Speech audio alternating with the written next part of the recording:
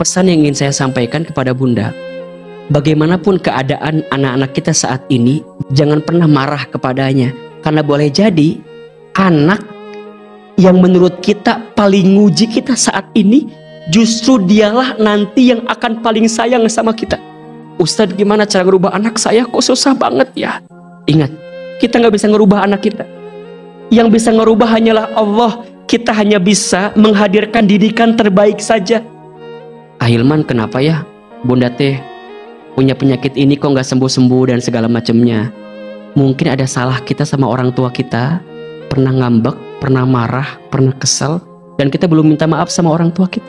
Penyakit dalam tubuh kita itu juga salah satunya muncul karena sikap kita yang pandai marah. Ahilman, gimana caranya agar kita bisa mengendalikan marah? Marah itu mungkin wajar, yang tidak wajar marah-marah. Ahilman, tapi kan kita kadang-kadang suka nggak bisa ngontrol emosi itu gitu. Kadang-kadang pengen meluapkan, kadang-kadang pengen marah. Nah pertanyaannya sekarang, Ahilman, gimana caranya agar kita bisa mengendalikan marah? Menahan marah, kemudian mengendalikan marah. Kan gitu. Bahkan mohon maaf Bunda, penyakit dalam tubuh kita itu juga salah satunya muncul karena sikap kita yang pandai marah. Jadi kalau kita sering marah-marah itu, penyakitnya jadi tumbuh di tubuh kita. Kan ada bahasa apa? Penyakit apa biasanya? Darah tinggi. Jadi bukan darah tinggi jadi marah-marah, dibalik sebenarnya. Gara-gara sering marah-marah jadi apa? Darah tinggi gitu. Makanya coba deh, yang marah-marah tuh pasti beda lah, beda aja.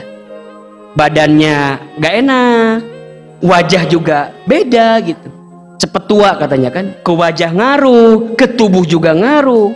Tapi kalau orang yang pandai menahan marah, lebih banyak tersenyum, itu secara wajah, secara tubuh itu lebih menyehatkan. Makanya menahan marah itu obat. Berarti sebaliknya, sering marah-marah jadi penyakit, mendengki jadi penyakit. Jadi kalau Bunda sekarang ngerasa, aku teh punya penyakit apa gitu, coba aja. Biasanya dua analisanya, karena sering marah-marah dan sering dengki, sering benci, nggak bisa maafin orang. Nah gimana cara analisanya? Satu, ke orang tua. Mungkin kita pernah kesal sama orang tua kita, pernah kesal sama ayah ibu kita, maka jangan mulai minta maaf. Yang kedua, kemana? Ke samping, pasangan. Coba mungkin kita ke suami kita, ke pasangan kita yang boleh jadi mungkin kita pernah menyinggung, menyakiti, pernah kesel, pernah sebel. Atau enggak, setelah ke samping ke orang-orang terdekat. Misalnya, kalau Bunda punya usaha, biasanya ada saingan dengan usaha yang lainnya tuh. Di pasar, di toko gitu. Yang bikin jengkel dan segala macam. Itu bisa ngaruh tuh. Nanti ke anak, ke bawah. Tapi biasanya paling banyak ke atas, ke orang tua biasa. Jadi kalau Bunda ngerasa sekarang, Ahilman, kenapa ya Bunda teh punya penyakit ini kok nggak sembuh-sembuh dan segala macamnya? Mungkin ada salah kita sama orang tua kita, pernah ngambek, pernah marah, pernah kesel, dan kita belum minta maaf sama orang tua kita. Nah sekarang gimana caranya kita bisa menahan marah? Ada 5 sikap kalau Bunda lagi kesel agar kita bisa menahan marah-marah itu. Yang pertama, kalau Bunda pas lagi kesel, cara mengendalikan amarah yang diajarkan oleh Rasulullah SAW, yang pertama adalah membaca kalimat ta'awudz. Jadi kalau Bunda lagi kesel, mengendalikan amarah, langsung baca apa tadi? A'udzubillahi minasyaitonirrajim. Ini tips yang pertama ya. Yang kedua, berusaha diam dan jaga lisan. Jadi mau marah nih, kalau Bunda lampiaskan, pasti yang keluar macam-macam. Kata-kata yang gak nyambung, apalagi perempuan kan. Masya Allah. Al-mar'atu kal mir'ah katanya. Perempuan itu seperti cermin hatinya. Kalau sudah pecah, mungkin bisa kita rangkai kembali pecahan cerminnya. Tapi pantulan cahayanya tidak akan sama seperti sedia kala. Itulah hati perempuan. Kalau sudah sakit hati, mudah memaafkan, tak mudah melupakan. Bunda, daripada Bunda melampiaskan marah, ujungnya jadi panjang kemana-mana, lebih baik apa? Diam, jeda sedikit, jaga lisan. Karena kalau sudah berkata-kata, itu khawatir yang keluar adalah sesuatu yang tidak baik. Gara-gara lagi marah, ngomongnya macam-macam, ujungnya omongan yang tidak terjaga ketika marah itu menggelicirkannya ke dalam siksa api neraka yang dalamnya timur ke barat. Jadi gimana sikap yang kedua? Diam dan jaga lisan. Katakan yang baik atau diam. Baru yang ketiga. Nah, apa yang ketiga tipsnya? Mengambil posisi lebih rendah. Jadi kalau bunda lagi marah, berdiri. Jadi gimana setelah itu? Duduk. Kita harus mengistirahatkan sejenak pikiran kita biar nggak marah. Kadang kita ini butuh waktu jeda gitu ya bunda. Tidak semua hal kudu diselesaikan di saat itu. Khawatir emosi kita nggak stabil. Ujungnya yang keluar apa? Kata-kata yang buruk. Kalau kita lagi marah, lagi berdiri apa? Duduk. Kalau masih marah, berbaring, tidurin. Kita lebih bisa menenangkan diri saat itu. Makanya punten ya, bunda sayang yang sering marah-marah sama anaknya nih. Saya paham, bunda teh mungkin ingetin anak mungkin ya. Bahasa enaknya begitu. Bunda, anak kita itu kan misalnya dia ada di posisi rendah ya. Kita berdiri. Kalau bunda mau komunikasi dengan anak kita, samakan posisi kita dengan anak kita. Itu namanya ngingetin anak kita. Kalau kita mau ngingetin anak, panggil anak kita, deketin, samain frekuensinya. Pesan yang ingin saya sampaikan kepada bunda, bagaimanapun keadaan anak-anak kita saat ini, jangan pernah menghinanya, jangan pernah mencelaknya, jangan pernah marah kepadanya. Karena boleh jadi anak yang menurut kita paling nguji kita saat ini, justru dialah nanti yang akan paling sayang sama kita. Kan suka ada ya, misalnya kita punya anak 3 tuh. Misalnya anak yang keberapa tuh rada lain gitu bun. Ngujinya luar biasa. Bunda jangan pernah merendahkan anak ini. Karena boleh jadi saat bunda nanti tua atau bunda nanti wafat, boleh jadi si anak ini yang paling banyak mendoakan kita gitu. Si anak ini yang paling bisa ngangkat derajat keluarga kita. Maka jangan pernah menghina, apalagi mengeluarkan kata-kata buruk karena kita marah sama anak kita. Jangan. Dan boleh jadi bunda sayang, hari ini bunda dapat kehidupan yang lebih baik, mungkin bukan hanya semata-mata ikhtiar kita, tapi karena ada doa orang tua kita.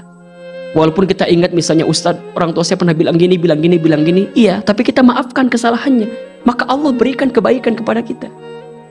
Makanya saya sering kali bilang ya ke bunda, kalau bunda nih lagi ngerasa punya masalah, punya persoalan, punya kesulitan, coba dicek deh. Boleh jadi ada kelakuan kita kepada orang tua kita yang pernah kita lakukan dan kita lupa kalau itu sebuah kesalahan gitu.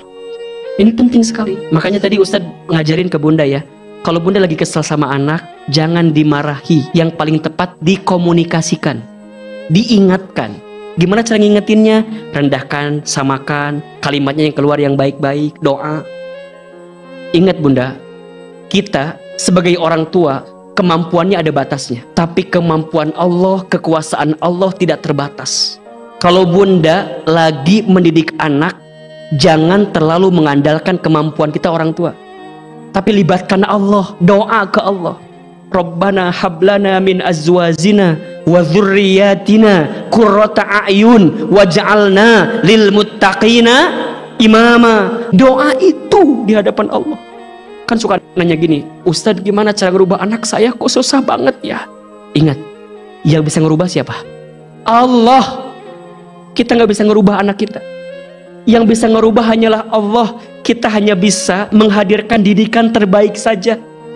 Kalau Bunda sudah mendidik, membesarkan, tapi anak kita belum sesuai dengan kemauan kita, yakin Allah punya rencana dengan anak kita ini. Anak itu kan ada 4 statusnya Bunda. Anak bisa jadi perhiasan, 2 anak bisa jadi qurrata a'yun, 3 anak jadi ujian, jadi fitnah, yang keempat anak jadi musuh. Tinggal di mana anak kita. Tugas kita apa? Mendidik, membesarkan, memberikan pendidikan yang terbaik. Kita serahkan kepada Allah tentang anak kita. Maka doakan. Jangan pernah berhenti mendoakan anak kita. Sekali saja orang tua berhenti mendoakan anaknya, maka khawatir akan banyak kebaikan yang tak datang kepadanya. Makanya kalau kita kehilangan orang tua itu, yang paling sedih itu bukan karena kehilangan fisiknya. Di antaranya yang paling sedih kehilangan doa-doa ajaibnya gitu. Doa-doa terbaik dari orang tua kita kepada kita. Maka ingat ya, kalau kita lagi marah, yang pertama apa tadi? Baca ta'awud. Yang kedua, diam, jaga lisan. Yang ketiga, ambil posisi lebih rendah. Yang keempat, ambil air wudhu, kemudian sholat. Tenangkan dengan air wudhu. Wudhu itu tanpa disadari adalah cara kita membersihkan dosa-dosa kita. Makanya orang yang sering jaga wudhu nih, batal wudhu lagi, batal wudhu lagi, maka Allah jaga dirupnya, Allah jaga dirinya. Nah bunda bisa amalkan itu. Kalau bunda lagi kesel, lagi sebel, langsung ke kamar mandi, ambil air wudhu. Nah yang kelima, bunda ingat-ingat pahala yang Allah siapkan untuk kita yang pandai menahan marah. Jadi setelah bunda air wudhu udah tenang, bunda ingat-ingat, kalau aku marah, aku kehilangan kesempatan ini, itu yang Allah siapkan bagi kita. Insya Allah bunda, kalau kita bisa mengamalkan itu, maka kita akan menjadi pribadi yang pandai menahan marah. Ingat, orang yang pandai menahan marah itu Allah golongkan menjadi orang yang bertakwa. Allah ampuni dosanya, Allah hadiahkan surga, Allah mencintainya, dan Allah berikan ketenangan kepadanya.